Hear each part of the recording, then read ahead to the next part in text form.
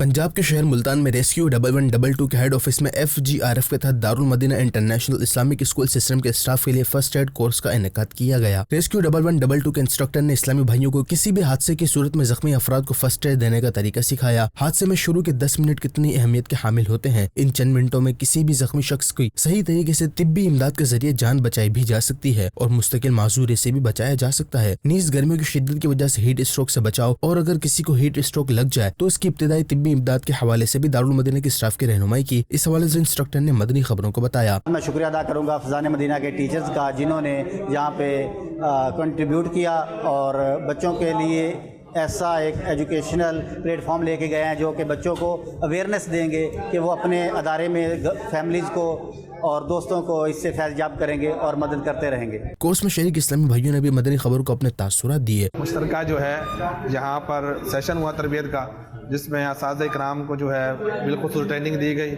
कि heat stroke वगैरह के मामलात होते हैं। बाज़ औक़ात बच्चे जो हैं वो स्कूल के अंदर बीमार हो जाते हैं या कोई उनको प्रॉब्लम होती है या हलक वगैरह के अंदर कोई चीज़ फंस जाती है, तो उसको किस अंदाज से हमने ट्रीट करना है, इसकी जो पहली जो मराइल होते हैं उसके ऊपर तरबियत दी गई। कोर्स में शरीक इस्लामी भाइयों से फौरी तिब्बी इमदाद की अमली मशकें भी करवाई गईं।